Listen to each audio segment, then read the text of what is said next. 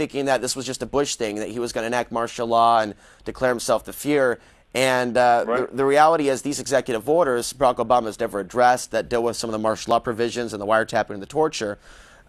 People are expecting him to close down Guantanamo on day one, but what about all the black facilities that we used to talk about here on the show? Whatever happened to them? The ones in places like Uzbekistan and Tajikistan, where they pay off the puppet governments to go and have them. I mean, all that stuff's still going on. And so a lot of the stuff's just for show. It's really just sleight of hand with a smile. And that's what's really sinister about it, is that Barack Obama is doing it with grace, charm, charisma, and a smile. Now, we know about the people around him, and we even see Obama incrementally saying, well, actually, I campaigned on this, but it can't happen because of this. I said I was going to do this, but I can't do this because of this.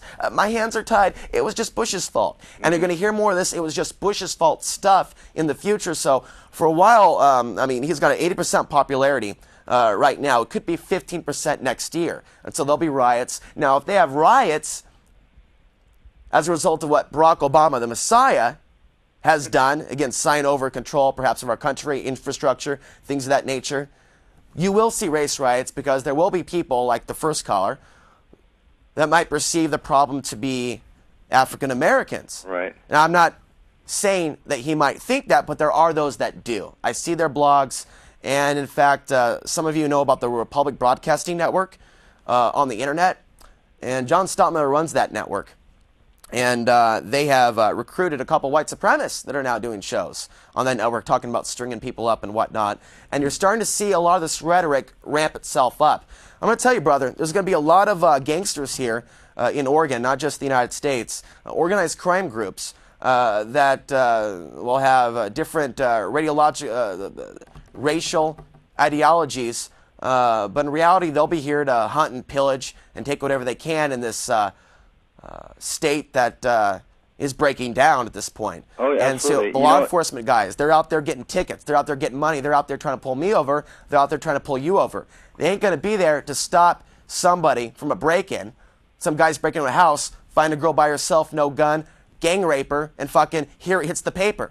And so the reality is we're heading to this era where our city leaders here are not properly looking at the future, the budgets, the forecasts ahead. They have a lot of pipe dreams, thinking it's all going to be okay. We have politicians going, we support Barack Obama. We support the things that are going on, the system continuing itself.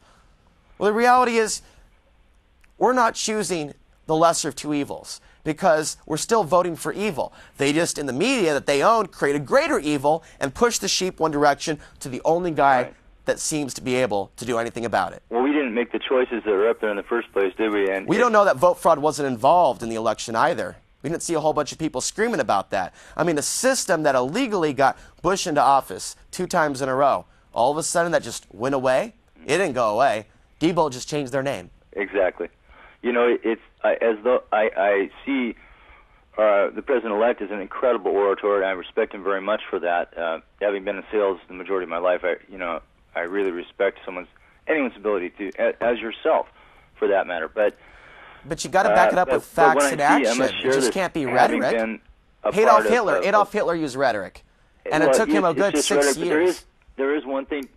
I'm not saying Obama's Hitler. I'm saying it took Hitler a good 6 years to get that type of support from the population. Yes. Barack Obama has done it in about a year and a half. Yes, and they're clapping and cheering in the same way. Because what was Hitler there for? Well, he was there to supposedly guide them out of the economic depression that was caused by the Jews. And so already some of us already feel like the Jews. You know, like what? We don't like Barack Obama. We get pushed out of the tribe. The peers are like, wait a minute, you can't talk about the Messiah like that. We're not going to talk to you. And their common sense goes out the window because of, again, what they want to see happen. Not what's actually happening. So, I mean, we shouldn't base whether we like someone, or me for that matter, on our oration skills or our ability to deliver a message. If I may comment, I just wanted to mention, I was first mentioning the orator that I see, but aside from that, now something that I know personally, when you see someone with a crooked smile, and this isn't just once in a while or 50-50, with the fingers crossed behind the back.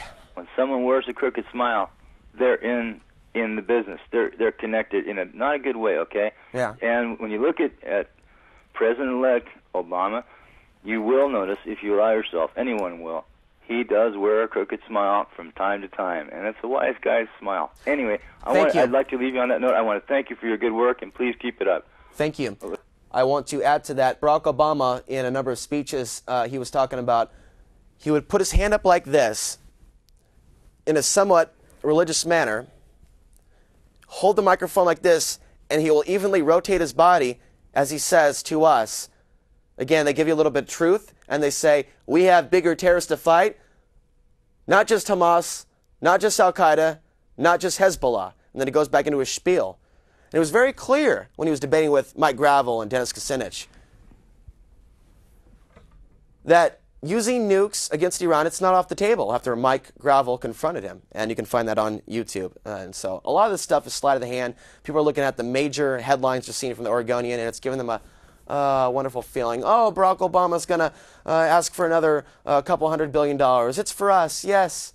A lot of the bureaucrats are going to be stealing a lot of that money. Again, we haven't even had a boost in this economy. They're actually just robbing us. And once people realize what the bankers have done, they're, again, going to rebel. And you'll hear about more bank bombings, things of that nature, and people dying, and it's not going to be good. And some of us know what's coming, and we're finding each other, and there is an awakening taking place. So there is a shift in consciousness on one end, but on the other end, you're going to see a lot more people look like they've had the life force literally sucked out of their bodies. And that's a sad thing to see. We really